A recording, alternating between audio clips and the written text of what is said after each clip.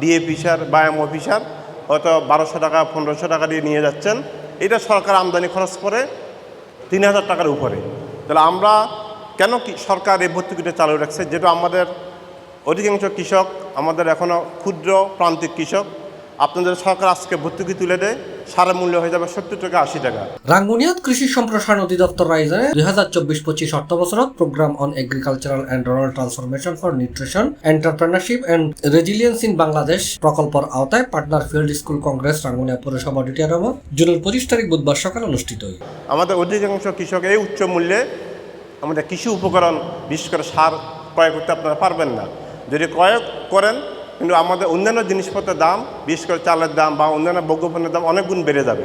তো আমাদেরকে এই কৃষকের স্বার্থে, কৃষকের সুবিধার জন্য সরকার এই ভর্তুকির হার আপনার স্বাধীনতার পর থেকে অদ্যপতি পর্যন্ত চালু রেখেছেন। উপজেলা নির্বাহী কর্মকর্তা মোহাম্মদ কামরুল হাসানের সভাপতিত্বে অনুষ্ঠানের প্রধান অতিথি ছিল কৃষি সম্প্রসারণ অধিদপ্তর চট্টগ্রামের জেলা প্রশিক্ষণ অফিসার মোহাম্মদ নাসিরউদ্দিন চৌধুরী। এটা মুখ্য আলোচক ছিল উপজেলা কৃষি কর্মকর্তা এমরুল কায়েস। আদান প্রদান প্রক্রিয়ার মাধ্যমে হয়তো ভালো কিছু বের হওয়া, উদ্ভাবনী প্রক্রিয়ার মাধ্যমে কৃষি ক্ষেত্রে আরও ভালো কিছু করা। আমাদের রাঙ্গুনিয়া উপজেলা কিন্তু অনেক বড় একটা উপজেলা এবং আমি মনে করি যে কৃষিক্ষেত্রে বাংলাদেশের অনেক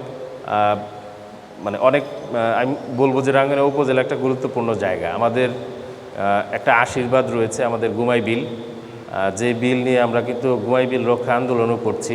আমাদের পরিবেশ আন্দোলনের পাশাপাশি গুমাই বিল রক্ষা আন্দোলনও অলরেডি দেশব্যাপী প্রচারণা পেয়েছে। উপজেলা কৃষি সম্প্রসারণ কর্মকর্তা মোহাম্মদ রাশেদ সরকারের সঞ্চালনায় বিশেষ অতিথি হিসেবে বক্তব্য রাখি সহকারী কমিশনার ভূমি মারজান হোসেন, উপজেলা প্রাণী সম্পদ কর্মকর্তা ডাক্তার শর্বিন আক্তার, বক্তব্য রাখি আগত কৃষক এবং কৃষানীয়। অনুষ্ঠানে বিভিন্ন দেশীয় ফল এবং সবজির প্রদর্শনী করা হয়।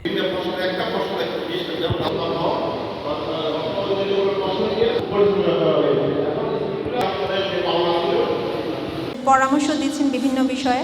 তো এই যে পুরা সমন্বিত যে উদ্যোগটা, এটার মাধ্যমে আসলে আমাদের রাঙ্গুনিয়ার কৃষক ভাই বোনেরা উপকৃত হবে এবং একটা সমন্বিত একটা সিস্টেম তৈরি হবে।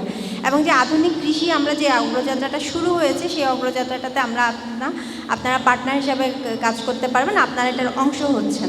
স্কুলগুলোতে সদস্য হতে পেরেছেন, তারা সেই স্কুলগুলোর সুবিধাগুলো নেওয়ার জন্য সবসময়ই সচেষ্ট থাকবেন।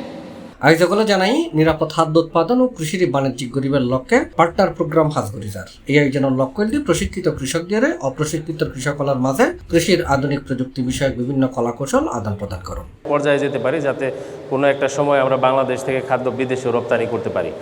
C+ TV, Chittagong.